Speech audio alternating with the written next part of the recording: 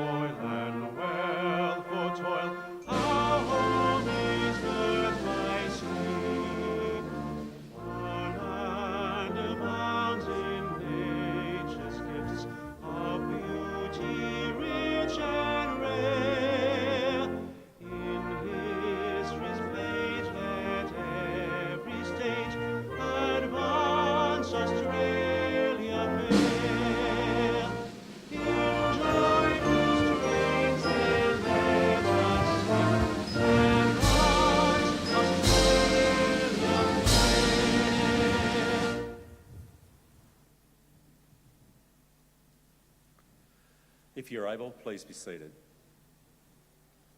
The Australian War Memorial was the vision of Charles Bean, Australia's First World War official historian. Bean landed with the Australian troops on Gallipoli and stayed with them at the front through to the end of the war. The idea of this national memorial and museum came to him at Pozières, France, in the depths of the bloody fighting of 1916. Bean's idea was that this would be a place where families and friends could mourn their loved ones buried in faraway places. It would also be a place that could help all Australians understand what these men and women had endured and what they had done for us. Bean's vision, to which we remain true, is best expressed as inscribed in the entrance to the memorial's galleries. Here is their spirit, in the heart of the land they loved, and here we guard the record which they themselves made. Tonight we'll read the story behind just one of those on the Roll of Honour, which lists the names of more than 102,000 men and women who have given their lives for us in war and on operations for more than a century. At first, we present a lament, Flowers of the Forest. Wreaths and floral tributes will now be laid at the base of the Pool of Reflection.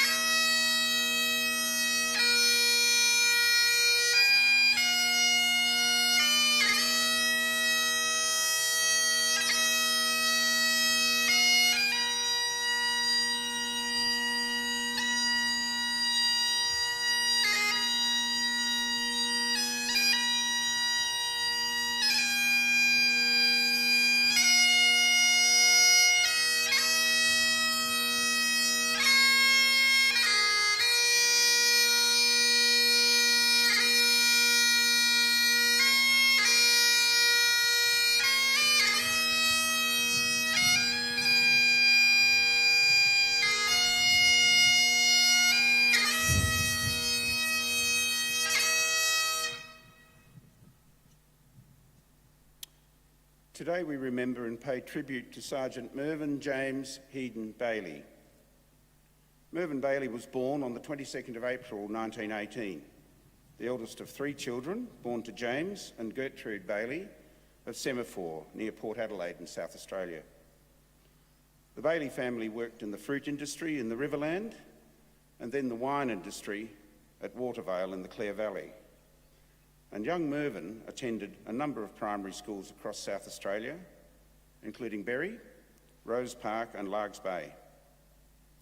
He later attended Woodville High School and after school worked as a bank clerk at the State Savings Bank in Port Lincoln. He had a keen interest in aviation and was treasurer of the Port Lincoln Aero Club. Known as Merv to his family and friends, Mervyn Baillie was a popular member of his local community. He enjoyed swimming and sailing and played tennis, football, cricket and golf.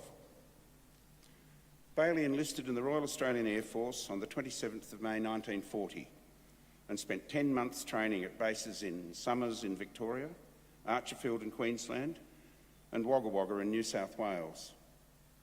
In February 1941 he sailed from Australia bound for service in Egypt. In April 1941, not long after arriving in Egypt, he joined No. 3 Squadron, Royal Australian Air Force. No. 3 Squadron assisted Allied operations in a combination of reconnaissance, fighter and bomber roles in the Mediterranean theatre. Baillie flew missions in support of the Allied war in North Africa and during the Allied invasion of Syria and Lebanon in June and July 1941. He undertook missions to Homs, Palmyra and Damascus, as well as providing escort support to shipping in the Mediterranean and participating in dogfights against Axis aircraft over Tobruk.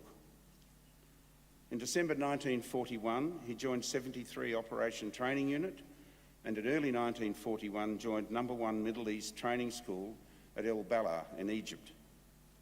Baillie joined this unit due to his extensive flying experience and he served as a flying instructor in the Conversion and Refresher School. On the 11th of April 1942, Baillie took a recently serviced Tomahawk Mark II fighter aircraft for a test flight near the base at El Bala. As he flew east of the aerodrome at a low altitude, his aircraft suddenly dropped its nose and port wing, entered a vertical spiral and crashed into a sand dune. The aircraft burst into flame on impact. Because of the soft, sandy desert conditions, it took fire crews 15 minutes to reach the crash site. Baillie was declared to have been killed on impact, and owing to the nature of the crash, his body was not able to be recovered. He was 23 years old, 11 days short of his 24th birthday. Baillie was well regarded as the most experienced instructor in his unit, and a subsequent inquiry found that the accident was likely caused by his aircraft stalling mid-flight. His name is commemorated on the Alamein Memorial in Egypt, which records the names of nearly 12,000 British Commonwealth servicemen killed in the Western Desert campaigns of the Second World War and have no known grave.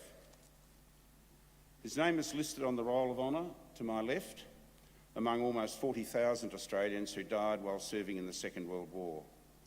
His photograph is displayed today beside the pool of reflection. This is but one of the many stories of service and sacrifice told here at the Australian War Memorial. We now remember Sergeant Mervyn James Headen Baillie, who gave his life for us, for our freedoms and the hope of a better world.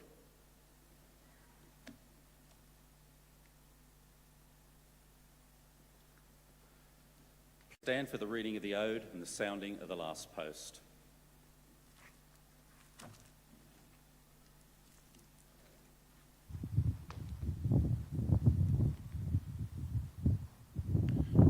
They shall grow not old, as we that are left grow old. Age shall not weary them, nor the years condemn. At the going down of the sun, and in the morning, we will remember them. We will remember them.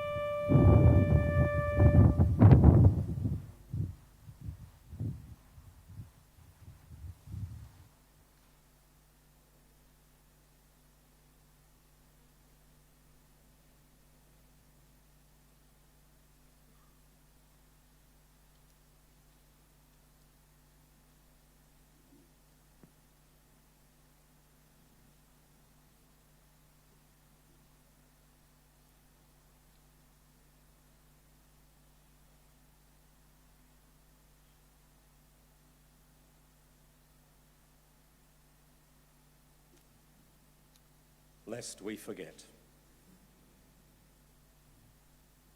We leave you this evening with the words of the memorial's founder, Charles Bean. Many a man lying out there at Pozières or in the low scrub at Gallipoli, with his poor, tired senses barely working through the fever of his brain, has thought in his last moments, well, it's over. But in Australia, they will be proud of this. Ladies and gentlemen, girls and boys, that concludes this evening's last post ceremony. We thank you for visiting the Australian War Memorial and wish you all a very good evening. Thank you.